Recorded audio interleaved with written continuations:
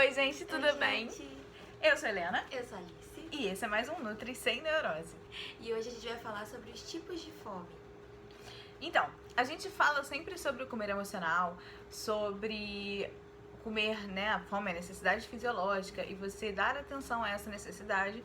Só que é importante para você melhorar tanto a sua relação com a alimentação quanto a sua percepção de fome e saciedade, é legal entender de onde essa fome está vindo. Muitas vezes essa fome vem de estímulos externos e que não necessariamente estão ligados à fome. E também não significa que a gente não precise, como nós podemos dizer, saciá-la. Exatamente.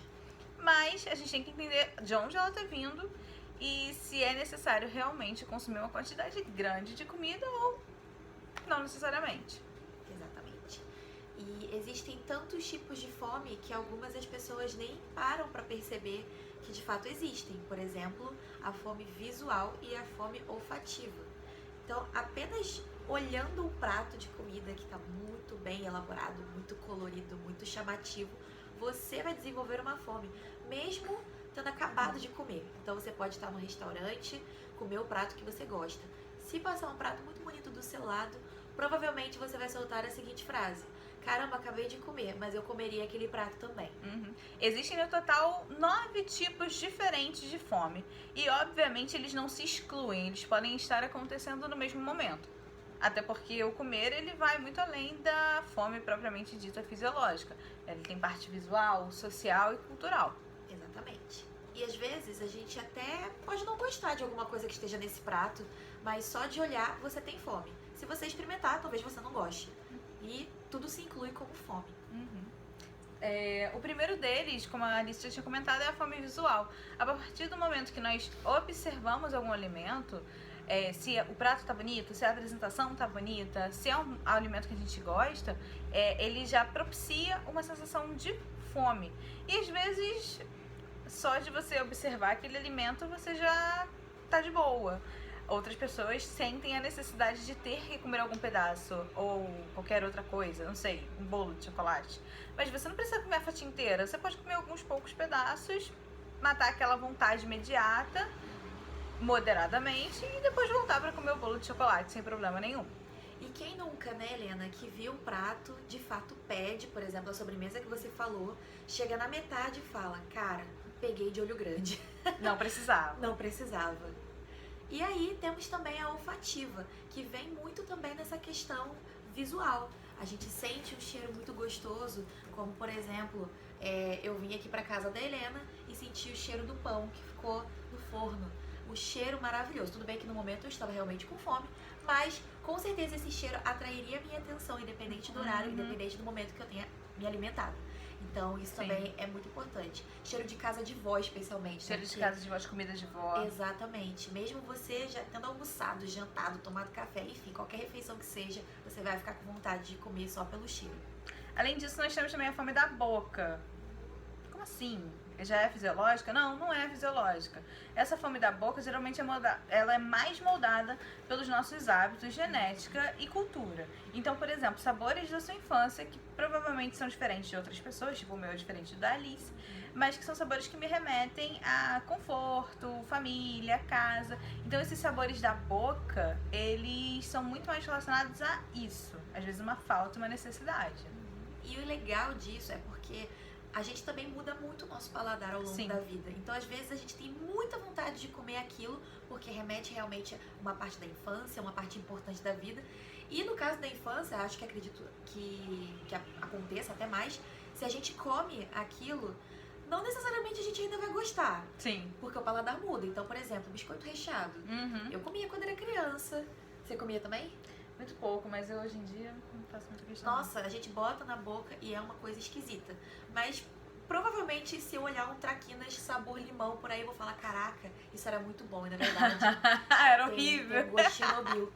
E a gente comia e parecia isopor, mas a gente Parecia leva bom. a gente leva na brincadeira, porque, né, criança. Aham. Alguns alimentos também, existe a fome do tato, né? Do pegar. E ela tá relacionada também a alimentos que são fáceis de se manipular ou que você tem alguma textura e contato que você tenha preferência. Algumas pessoas têm preferência por crocância, por Nossa, exemplo. sim, pegar alguma coisa que faz croque na mão. Uhum. O pão, por exemplo, né? Pão Sim, saindo assim, sim. fresquinho, ainda tá com aquela casquinha, né? Uhum. Só o croque já dá aquela fome. A relação é experiência tátil. Isso. E aí é bem relacionada também com a outra fome, né? Que é do ouvido. Exatamente. Que é o barulhinho, é aquele croque, é o barulhinho, sei lá, pra quem gosta de sopa, é o barulhinho do líquido na colher. Da pipoca no cinema, da pessoa do seu lado comendo amendoim, que não vai parar até o pacote acabar. Exatamente. E aí nisso do ouvido tem agora a prática do ASMR. Tem muita gente que faz mukbang ou ASMR de comida, que é basicamente uma pessoa comendo. E todos os barulhinhos dela mastigando geram uma certa fome em quem tá ouvindo. Não necessariamente em todo mundo, porque algumas pessoas têm nervoso. Eu tenho Mas eu gosto, eu fico com fome. nem um pouco. Mas aí tem a questão. Aham. Questão sem sentido do ouvido. De cada um, assim. Mas geralmente é um alimento que a gente come sem perceber. Então tem que tomar cuidado com esse tipo de fome do ouvido, né? Porque só de você estar petiscando e mastigando, né? Uma mistura das duas, da do tato e da do ouvido, você perde a noção. Tipo, amendoim é um bom exemplo de coisa que vai embora. Pipoca. Por que a gente come pacotão de pipoca no cinema? Primeiro que a gente tá tendo ali a atenção no filme e aí gera a distração. A distração. Segundo que o barulhinho é agradável. Uhum. Ouvir, sério, ver filme com barulhinho de pipoca no fundo é uma delícia. Você pode não estar comendo, mas o barulho é bom. Não é um confortinho no coração. Não é todo mundo, mas pelo menos em mim. Assim, te remete ao ambiente, né? Exatamente, parece que a gente tá inserido no lugar. Aham. É divertido. Outra fome que é bem... aí a gente entra nas fomes mais próximas às fisiológicas, é a fome do estômago. O estômago, ele avisa pra gente que ele tá com fome, né? Seja por meio de barulho, seja por meio de... seja por uma dor, né? Dependendo da pessoa. Mas não é uma fome específica. Ele vai te falar assim, tô com fome. E você se vira pra você achar o que você quer comer. Quantas aí, vezes, né? No desespero vai qualquer coisa. Tô com fome, mas não sei o que comer. Aí você abre a geladeira. Aí olha a você não sabe geladeira, o que você quer. pensa um pouco. Aí, geralmente, né? Dependendo do tipo de preferência, você cai na armadilha da comida, né? Exatamente. Por isso que é muito importante, muita gente fala, não vá ao supermercado com fome. Não. Porque você vai querer comprar tudo que vem pela frente, exatamente pela necessidade de comer alguma coisa. Eu acho que não se puder evitar, né? Não coma com muita fome também, né? Exatamente. Lembra, a gente falou um pouquinho do livro, né? Foi uma das indicações. Vou botar aqui no card, se vocês não viram. Mas é uma dos pilares do Mindful Eating é você dar atenção à comida. E quando você tá com muita fome, você não consegue dar atenção pra comida. Porque a gente fica com aquele instinto de desespero, a gente quer parar de sentir aquele incômodo. Uhum.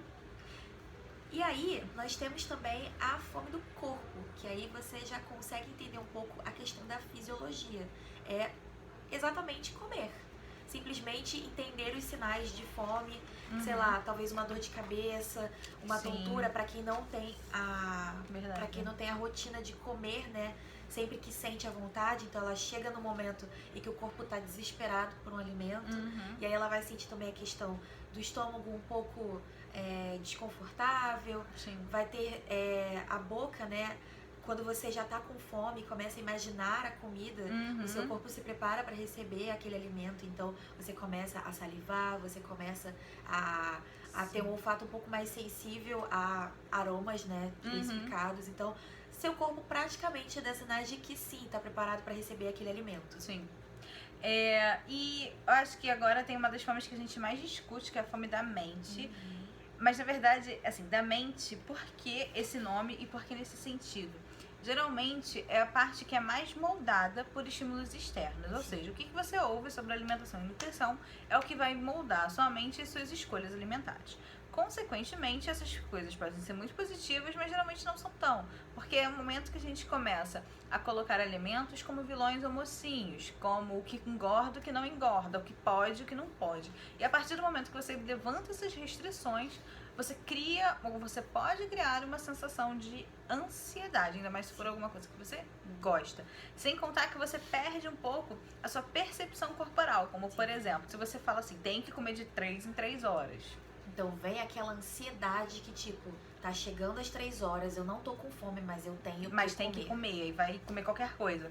E o melhor, né, o ideal para o seu corpo é você entender o momento que você tá com fome, o momento que você não tá, e tá tudo certo. Não tem regra. Exatamente. Da mesma forma que para algumas pessoas esse esquema de 3 em 3 horas funciona, para outras não funciona e tá tudo bem, porque cada corpo é um corpo. Sim. Só que é claro que quando você vai observando, né, a mídia em si, vinculando determinadas informações, parece que é uma regra. Não. E assim, é uma coisa até que a gente andou conversando. A gente perde esse estímulo, né, de sentir a própria fome desde muito pequeno. Uhum. Muitas pessoas já incorporam até mesmo colégio, maternal, tudo com horários, porque a gente, né, tem que seguir uma linha da sociedade, do horário do almoço, do horário do lanche. Questões de organização também, é compreensível, mas assim, enquanto você puder esperar pelo seu momento, melhor. Exatamente. E, claro, da mesma forma que a gente consegue manipular a nossa mente para determinadas coisas, para um corredor, ele tem que ter uma mente muito forte, tem que focar naquilo para conseguir correr e terminar a prova, por exemplo. Então, a gente tem que fazer a mesma coisa na questão da fome. Existem momentos do nosso dia, ou rotinas, ou momentos da vida, né, propriamente dita, que a gente precisa pensar, será que realmente eu tô com fome nesse momento? Será que vale a pena comer isso? E aí a gente entra na fome emocional, quando Exatamente. é assim. Porque a fome da mente, no caso, é mais de regulação. E aí, quando a gente tá com fome ou não, a gente tem que se perguntar, é mais na fome emocional. Situação de estresse, recompensa. Exatamente. Até mesmo culpa. Às vezes a pessoa é uma coisa social. Se você tá feliz, você quer comer alguma coisa. Se você tá triste, você quer comer para se sentir bem. Então, é importante reconhecer o momento não certo, mas um momento adequado. Sim. E tentar entender o que você tá sentindo. Parar e pensar, cara, eu tô com fome mesmo? Quais são os sinais que o meu corpo tá me dando, né? E não que as outras fomes sejam erradas de serem saciadas. Eu acho que isso tem que ser deixado bem claro. Tipo, sei lá, tá no trabalho, teve uma festinha, rolou aquele bolo com docinho e você já tava satisfeito. Pô, mas o bolo é o seu preferido. Você vai ficar sem comer? Não. Pega um pedaço menor, pega um pedaço, come 2 pedacinhos e deixa o resto pra depois. Enfim, não precisa não comer. O importante é entender a sua necessidade naquele momento. E esse processo, apesar de parecer simples, é o mais difícil. Exatamente. E assim, até mesmo pelo seu exemplo, né? Tem o 8 ou 80. Ou as pessoas simplesmente não socializam mais, no caso de uma festinha na firma, ou do aniversário de alguém no restaurante, a pessoa já vai com a jantada de casa, o que também não é problema, mas se é um restaurante que você gosta, se é uma comida que você gosta, gente, se permita. Se o seu objetivo é simplesmente reeducação e ser saudável, se cabe, não tem problema. E também, como eu falei, 880. Ou você simplesmente não come, ou você, sei lá, vou comer... Exatamente, tem festinha na firma 4 vezes por semana. Vou comer todas as 4 vezes porque tá ali disponível. E não é bem assim que a banda toca. Será realmente que você tá querendo comer todas essas 4 vezes? Então, assim, é de se pensar, priorizar. Não proibir, mas se permitir no equilíbrio. E aí?